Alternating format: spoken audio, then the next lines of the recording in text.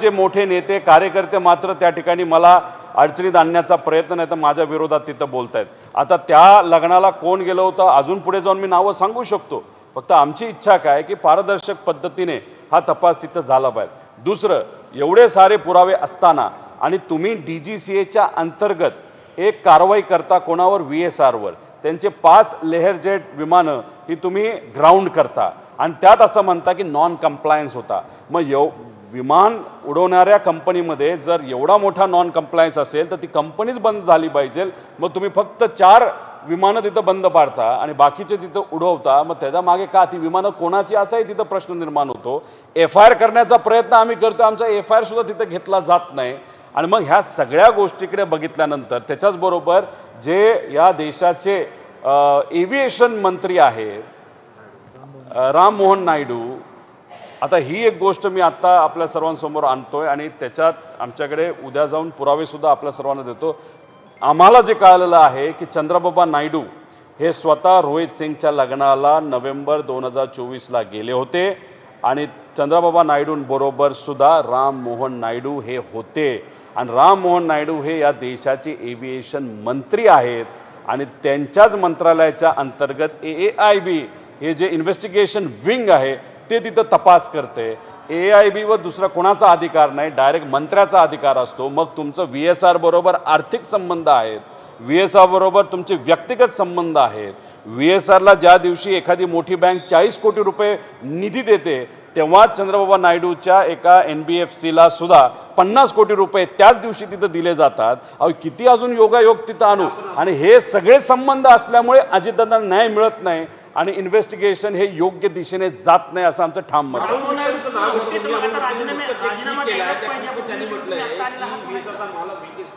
यांनी व्हॉट्सअप करून कॉल करून मीडियापासून दूर राहण्यासाठी सांगितलं होतं, खास करून पिंकी माळीच्या आईला आणि त्याच्या भावाला द्या, आणि सोबतच त्याच्या रेकॉर्डेड कॉलमध्ये हे सुद्धा त्यांनी दावा केला आहे बिटकरी यांनी की पायलट यांनी अजित पवार इनको फ्लाइट को ठोक दिया, अशी ही भाषा वापरलेली आहे असा दावा अमोल बिटकर यांनी केला। याचाच एक ऑडिओ मुंबईमध्ये जेव्हा प्रेस कॉन्फरन्स झाली होती त्या प्रेस कॉन्फरन्समध्ये आम्ही दिला होता की एक वकील VK सिंगचा असा बोलतोय कि उस पायलट ने ठोक दिया, हा एक मुद्दा त्याच्यामध्ये आहे। त्याच्याचबरोबर ते माळी परिवार आहे ते स्वतःच्या मुलीला न्याय मिळावा यासाठी आणि खास करून अजितदादांना न्याय मिळावा, या दोघांना न्याय मिळावा अशासाठी ते तिथं प्रयत्न करतात।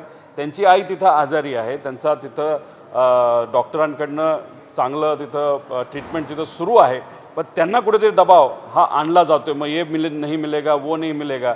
आणि ह्याच्यात कुठेतरी VK सिंगला असं वाटतंय आता CIDकडे जात असताना AK-47 घेऊन जाणारा माणूस म्हणजे किती पोचलेला असेल तुम्ही त्या ठिकाणी बघा।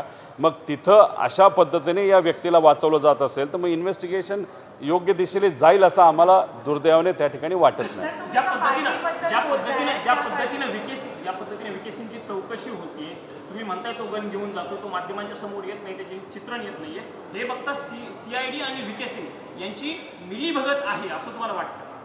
नाही, CIDमध्ये असणारे अधिकारी चांगलेत, ते काय खराब आहेत असं मी म्हणणार नाही, कारण का शेवटी ते महाराष्ट्र पोलीसची लोक आहेत, त्यांच्यावर आमचा विश्वास आहे। पण शेवटी कसं असतं की आता तशीच घटना जे मरीन ड्राईव्ह पोलीस स्टेशनवर FIR तर आमचा PI घेतच होता, टायपिंग करायला सुरुवात झाली होती, आमचा व्हिडिओ त्याच्यामध्ये स्टेटमेंट त्या ठिकाणी घेतलं जात होतं आणि त्याच्यातच वरून एक मोठा अधिकारी तिथे आला आणि ते सगळं थांबवलं आणि त्या अधिकाऱ्याला अजून कुणीतरी तिथं फोन केलं होतं, प्रेशर टाकलं होतं। मग अशा पद्धतीने CIDवर जर प्रेशर टाकलं गेलं तर मग इन्व्हेस्टिगेशन का तिथं नीट होणार नाही? माझं म्हणणं आहे की इन्व्हेस्टिगेशन तर दूर राहिलं, साधा आमचा FIR तिथं घेतला जात नसेल, तिथं किरीट सोमय्या जर पोलीस स्टेशनला जाऊन दबाव आणून त्यांच्या काळामध्ये अशाच प्रकारच्या एका घटनेमध्ये घाटकोपरच्या एका ॲक्सिडेंटमध्ये विमानाच्या FIR करून घेत असेल आणि आम्ही आमदार असताना सुद्धा तिथं जाऊन आणि दादांचे नातेवाईक असताना आणि कार्यकर्ता आणि महाराष्ट्र नागरिक असताना दादांचा FIR घेतला जात नाही, हे म्हणजे खरंच दुर्दैवी गोष्ट आहे। प्रफुल्ल पटेल तिथं उपस्थित होते, हे पार्थ पवार यांना माहिती आहे, कारण त्या पक्षाचे राष्ट्रीय अध्यक्ष आहेत, वहिनींना माहिती आहे का? कारण जर त्यांना एवढं सगळं माहिती असताना इतके दिवस प्रफुल्ल पटेलने का सांगितलं नाही?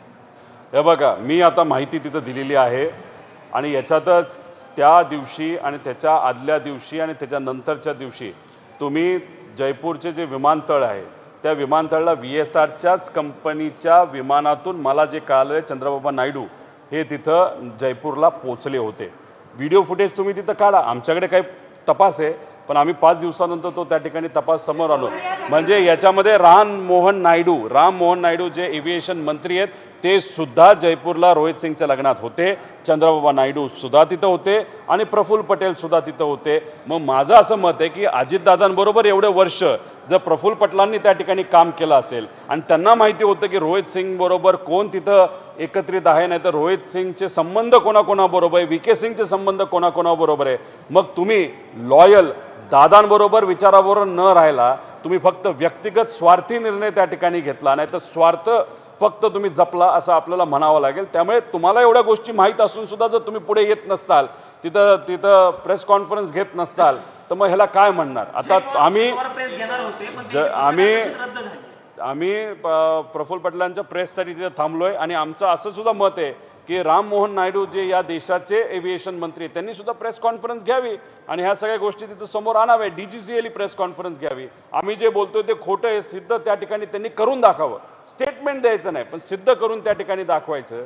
आता आम्हाला आज कुठेतरी वाटत होतं जय पवार सुद्धा त्यांचा म्हणजे त्यांच्याकडे सुद्धा काही माहिती असेल आणि ती लोकांसमोर ते आणतील, पण आज काही कारणांमुळे ती प्रेस कुठेतरी पुढे गेली असं आम्हाला कळालंय. पण तिथं सत्तेचा वापर करून त्यांच्याकडे बरीच काय माहिती ही नक्कीच येऊ शकते आणि मग सगळ्यांचाच प्रयत्न आहे की अजितदादांना न्याय मिळाला पाहिजे. सर, लग्नाच्या निमित्ताने जी पार्टीबद्दल तुम्ही सांगताय त्याने तुम्ही मोठं पंडोरा बॉक्स उघडता असं समजू नये.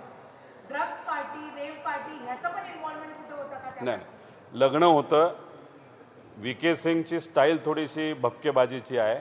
त्या लग्नामध्ये आहुजा का काय त्याचं नाव कदाचित मी चुकीचं घेत असेल, पुण्यात आणि मुंबईमध्ये VSRचे विमानाली काल परवा तो आला होता काही शो करण्यासाठी.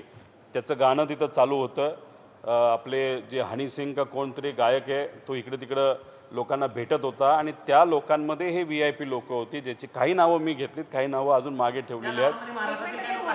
100% महाराष्ट्रातील लोक आहेत, 100% गुजरातची लोक आहेत, 100% TDPच्या संलग्न असणारी लोक आहेत आणि सगळ्यात महत्त्वाचं म्हणजे एक MP चे राज्याचे खूप मोठे नेते आता राज्यात न राहता केंद्रात त्या ठिकाणी आलेत. असे मोठे नेते त्या रोहित सिंग आणि VK सिंगच्या लग्नामध्ये होते.